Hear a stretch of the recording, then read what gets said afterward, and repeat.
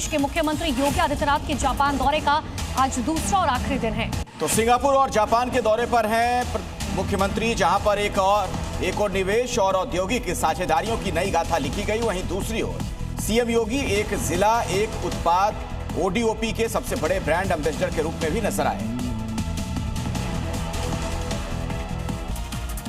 Japan दौरे पर CM योगी ने भारतीय मूल के लोगों को संबोधित भी किया। उन्होंने ये भी कहा कि जापान लैंड ऑफ सन और भारत सन ऑफ सन है, जो हमें एक दूसरे को जोड़ती है। इस दौरान योगी ने 2 दर्जन से अधिक डेलीगेशन से मुलाकात की और प्रधानमंत्री के एक भारत श्रेष्ठ भारत आत्मनिर्भर और विकसित भारत के संकल्प को आगे बढ़ाने पर जोर दिया।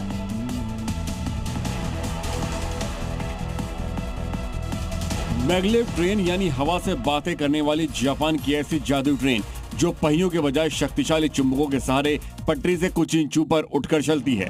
600 किलोमीटर प्रति घंटे की रफ्तार पकड़ने वाली इस ट्रेन में आज सीएम योगी आदित्यनाथ हवा से बातें करेंगे।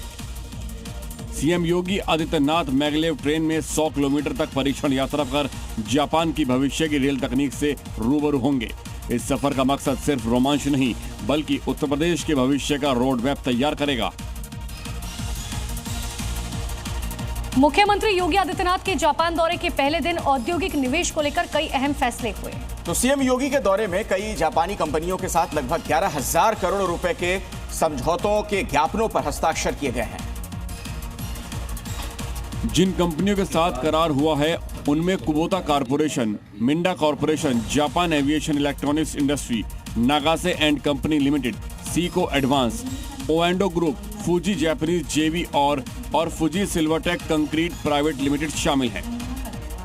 ये समझौते कृषि यंत्र निर्माण, औद्योगिक मशीनरी निर्माण, जल और पर्यावरण के साथ साथ रियल एस्टेट, इलेक्ट्रॉनिक्स, हॉस्पिटैलिटी क्षेत्र से जुड़े हैं। इस मेगा निवेश से उत्तर प्रदेश की न सिर्फ तस्वीर बदलेगी बल्कि औद्योगिक सहयोग को नई दिशा मिलेगी। जापान में मुख्यमंत्री योगी आदित्यनाथ का एक बहुत ही सौम्य और आत्मीय रूप सामने आया। कूटनीति और निवेश की बैठकों के बीच सीएम योगी ने वहां रह रहे भारतीय समुदाय और जापानी बच्चों से मुलाकात की, हिंदी में संवाद किया। मुख्यमंत्री की पहचान सिर्फ सनातन वाली ही नहीं बल्कि अपनी संस्कृति और मातृभाषा से जुड़ी हुई है। यही वजह है कि टोक्यो में योगी आदित्यनाथ ने जापानी बच्चों से हिंदी में संवाद किया। आधुनिक जापान के बीच हिंदी की मिठास घुली नजर आई। जापानी बच्चों ने सीएम योगी का स्वागत नमस्ते के साथ किया। मुख्यमंत्री ने बच्चों से बेहद सरल हिंदी में पूछा, आपका नाम क्या है और क्या आप हिंदी जानते हैं? बच्चों ने भी बड़ी मासूमियत से हिंदी में जवाब देकर सबका दिल जीत लिया। तो हिंदुत्व के फायर ब्रांड नेता योगी आदित्यनाथ का क्रेज सिंगापुर और जापान तक लोगों के सिर चढ़कर बोल रहा है। जापान में लोग बाबा बुलडोजर की जय और जय श्री राम के नारे लगा रहे हैं, दिखाते हैं आपको। सिंगापुर ही नहीं, जापान में भी सीएम योगी को लेकर लोग उत्साहित हैं। ये प्रवासी भारतीयों का वीडियो है जो बुलडोजर बाबा को और जय श्री राम के नारे लगा रहे हैं। सीएम योगी का क्रेज हिंदुस्तान तक ही नहीं बल्कि सिंगापुर और जापान तक दिखाई और सुनाई दे रहा है। हिंदुत्व के फायर ब्रांड नेता और बुलडोजर से न्याय की पहचान अब ग्लोबल बन चुकी है। सीएम योगी सिंगापुर के बाद अब जापान के दौरे पर हैं। यहाँ दौरे के पहले दिन औद्योगिक निवेश को लेकर बड़ी डील हुई। अलग अलग जापानी कंपनी के साथ लगभग 11,000 करोड़ रुपए के निवेश पर हस्ताक्षर किए गए। क्योंकि सिंगापुर की तरह ही सीएम योगी बड़ी बड़ी कंपनियों के साथ डील साइन कर रहे हैं। Kubota corporation, Minda corporation, Japan aviation electronics industry, Nagase and company limited, Seiko advance, ओएंडो ग्रुप, फूजी जापानीज जेवी और Fuji Silvertech concrete private limited के साथ निवेश पर करार किया। साथ ही सीएम ने निवेशकों को भरोसा दिलाया कि उत्तर प्रदेश में किया गया उनका एक एक पैसा सुरक्षित है। सीएम योगी यूपी के लिए टर्निंग पॉइंट बनने वाले हैं, जो यूपी को चमकाएगा, लाखों करोड़ों के निवेश दिलाएगा और 1 ट्रिलियन इकोनॉमी बनाने में मदद करेगा। सिंगापुर से लेकर जापान तक सीएम योगी उत्तर प्रदेश के लिए निवेश ला रहे हैं, एमओयू साइन कर रहे हैं, लेकिन अखिलेश यादव पुराने एमओयू की याद दिलाकर सीएम योगी को घेर रहे हैं और सवाल पूछ रहे हैं। हालांकि इन सबके बीच योगी का मिशन निवेश जारी है।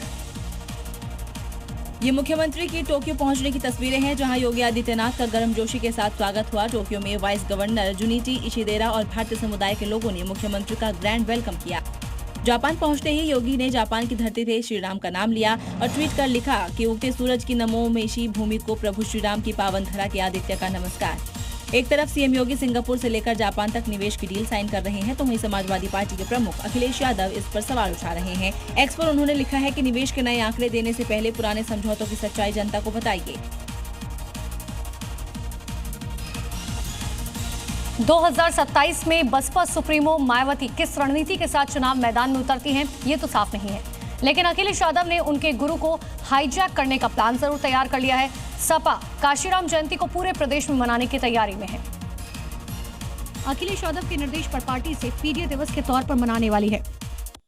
15 मार्च को होने वाली काशीराम जयंती को समाजवादी पार्टी पीडीए दिवस के रूप में मनाएगी।